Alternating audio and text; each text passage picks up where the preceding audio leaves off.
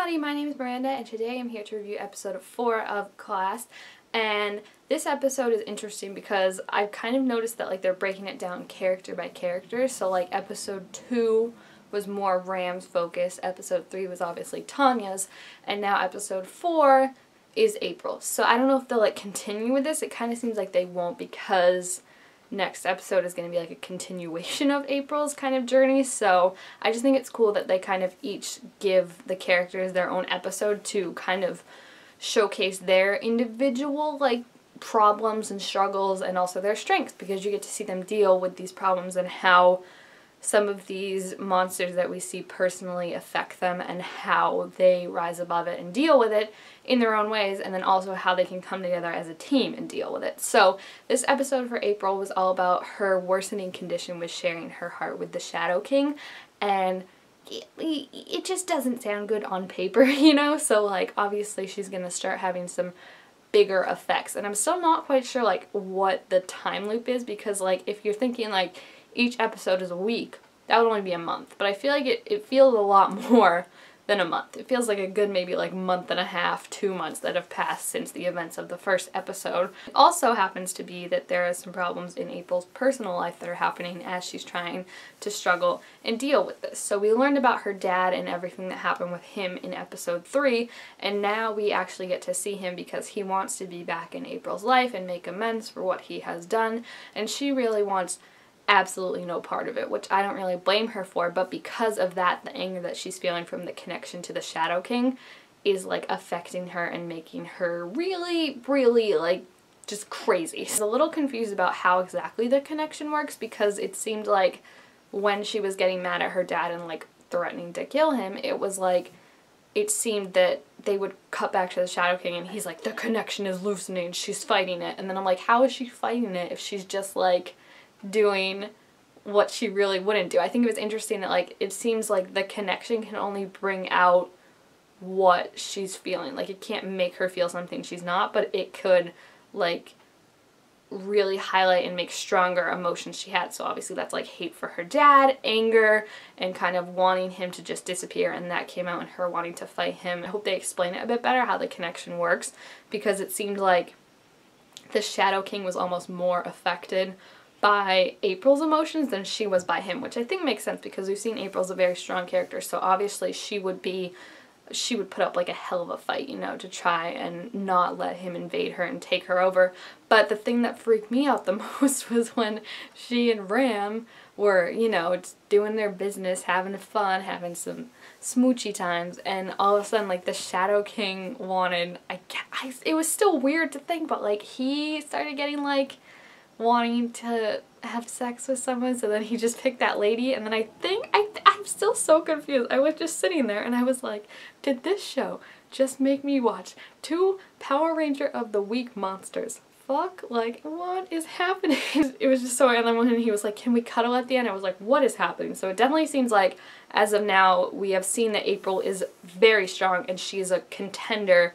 Like she could potentially destroy the Shadow King. I don't think she will in the next episode, just because it seems like he's supposed to be kind of the big baddie of season 1, so like to have him be gone already in 1 episode would be a bit like, I just feel like there's really no stakes then, you know? So I feel like obviously her mission next week is not going to work so great. But I do have to say that one thing that I absolutely loved about this episode was Ram and April. I said last episode that they kind of came out of left field for me, but I'm kind of loving them. I think like they bring out really good parts in each other, and they understand each other in a way that they really need someone to not want to change you, but to just make sure that like you understand that you're the person that you are. And I think we saw that when April was threatening her dad and Ram was like, this isn't you, this isn't what April would want. And she's like, how do you know that? And he's like, because I know you, and even if this is what you want, you would fight it and you would make sure that you don't do it. Like it just seems that they have such a good understanding of each other, and it's really nice to see. And I think that was highlighted by the fact that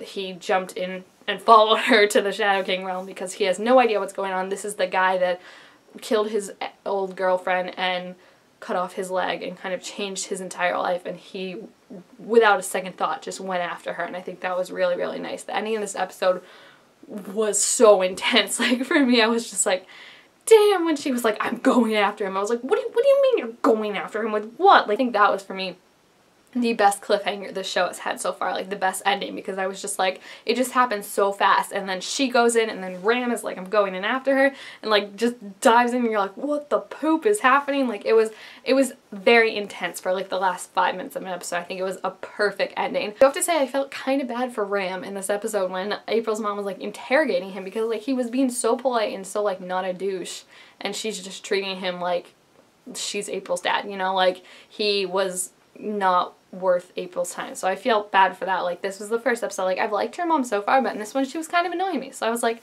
I'm gonna need you to step back about 5 paces. And then speaking of people who are also annoying me, Charlie. This episode kind of made me realize that I don't like Charlie that much. And I feel bad saying that because I love him and Mateus together. I think they're so cute. But he's kind of a dick. Like he still kind of has that uppity prince thing that he has going on with the way he orders Miss Quill around and is like, I'm saying you have to do it, so you have to do it. Like there's no like I get that, yeah, she does have to do it, but like you don't have to be a dick about it. So like that was annoying me, but I'm glad that Tonya and Mateus both kind of called him out on separate things. Tonya called him out on the way she treats Miss Quill.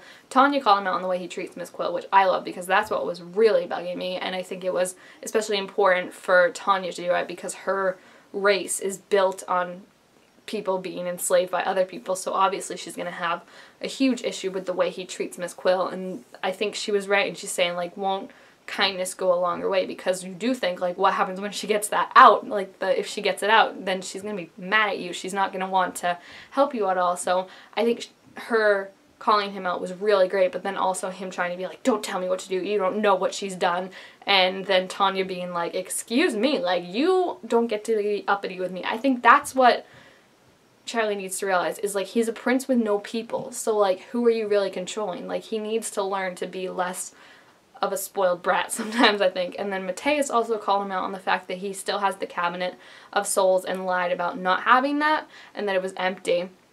And I'm surprised he showed Mateus. I think it shows a good amount of trust in their relationship, which I like. But then I also like that Mateus is the one that's kind of like there's nothing good that can come of this. Like either it's a weapon or yeah, it can bring everyone back, but you're like, when Charlie was like, oh, it can bring everyone back, like you put them in the bodies instead of killing the bodies, I was like, but you're still killing the people that control the bodies, so like that seems awful. Like you're still wiping out an entire race and civilization just to bring yours back, and who are you to say that like your race is better than another one? And I think it was especially poignant that they had Mateus kind of be the one to be like, it's still like, you're still killing people, you're still saying like what, you know, governments say when they think they're doing the good thing, because Mateus is from Poland, and Poland obviously has had such a terrible history of things with World War II and their government. That's why they had Mateus be the one that was kind of like, do you realize like what you sound like right now? You just sound like, oh, greater good, but that's what people say just to make themselves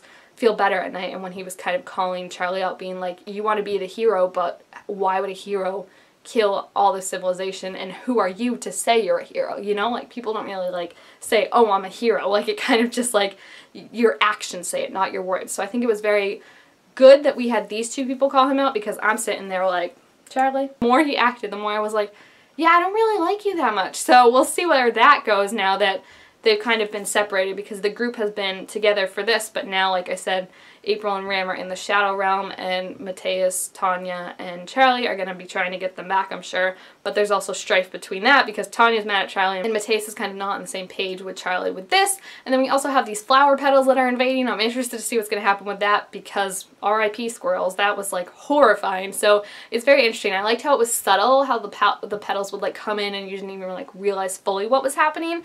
And now it's going to be like this huge invasion. It reminds me of the shadows, you know, how they kind of blend in and then they just take you out all at once.